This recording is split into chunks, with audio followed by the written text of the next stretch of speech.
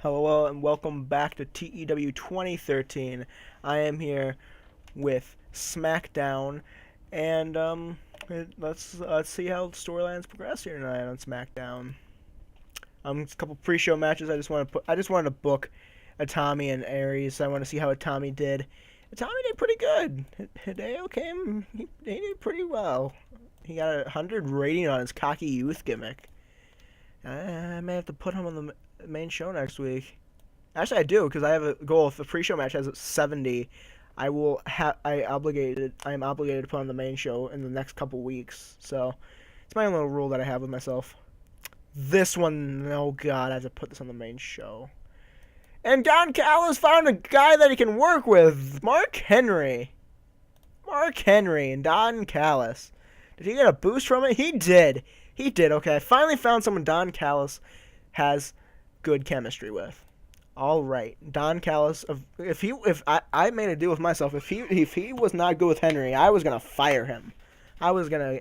Well, I mean, it would have cost me a bunch of money to fire him, but I would have not booked him anymore. I would have just kept him on the side and tried to make him quit by maybe doing something. I don't know what I would have done. Have him. I don't even know what I would have done, but okay. The show opens up. Taker comes out, cuts a promo on Orton telling him whenever he does get his world title match, he is going to rip Randy Orton into shreds. And that leads into our opening matchup. Mr. Kennedy and Kennedy's Killers. Mr. Kennedy has a stable now. Kennedy's Killers. Mr. Kennedy's the Legend Killer, and now he has two new Legend Killers with him. Paul Burchill and Orlando Jordan facing three in their own right legends and beating them. When defeated Chris Jericho and the New Age Outlaws in a six-man tag team match, and when Kennedy defeated Billy Gunn with a mic check.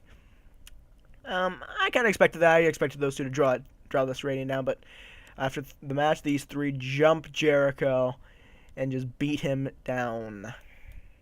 Which leads into Orton. Orton arrives and finds out what Taker said, and finds out the main event for tonight is him teaming up with Chris Benoit against Samoa Joe and The Undertaker. And this is a good one. I'm happy I debuted Homicide, but I forgot to give him a gimmick. But hey, it didn't really hurt that much. The match was pretty good. Homicide lost against Matt Hardy. All right.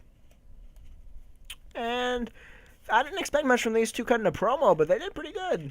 I gotta say, they did pretty good. And Batista didn't do bad. His match did. I mean, it was a 7-minute just dominant match. Like, Batista dominated this entire match. Like, Road Agent knows. Batista dominated the entire match. It's a 7-minute match. Probably a little too long for a squash, to be honest. And a C+ with Mysterio saving Hardcore Holly from a beatdown afterwards. Don't ask how Mysterio can save. Imagine a weapon being in Rey Mysterio's hand in that situation. Christopher Daniels cuts a promo hyping up his upcoming match with Alex Shelley, whenever that will be, for the Cruiserweight title. And another beat. This is the night, bro. This is the night of the Cruiserweights. These guys are putting on a match. Matches here tonight. It's Chavo makes his Cruiserweight debut. Shelley defeated him by submission. I wish I wouldn't have had it by submission. I accidentally didn't hit pinfall, but that's fine. C+, dueling promo. Christopher Daniels cut a promo earlier. Shelley cuts one now. Shelley's worst. A surprise roll-up. Kendrick defeats Nitro. Kendrick beats Nitro with a surprise roll-up. Just out of nowhere, Nitro loses. Nitro is pissed. But to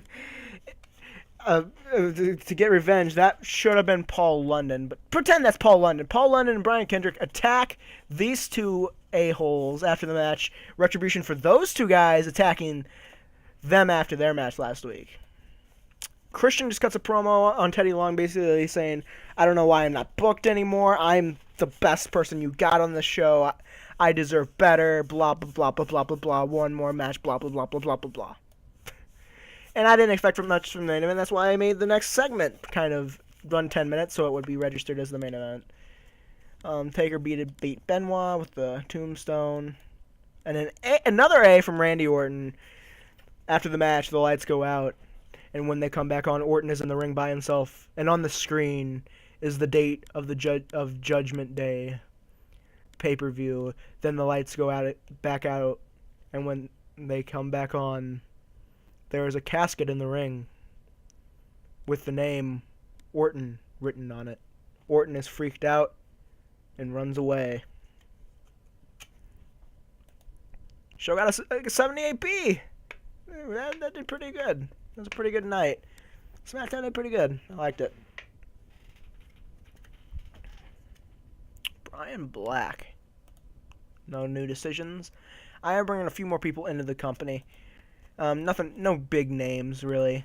Let's check out the prestige on everything real fast. I think anything would have changed, to be honest. That's still bad. That's still bad. That's still good. The best, actually, I think. Yep, that's WWE title is the best. That's still that's still bad. I think that's the biggest mid-card belt we got, to be honest. Yeah, that's the biggest mid-card title we had besides the Intercontinental title.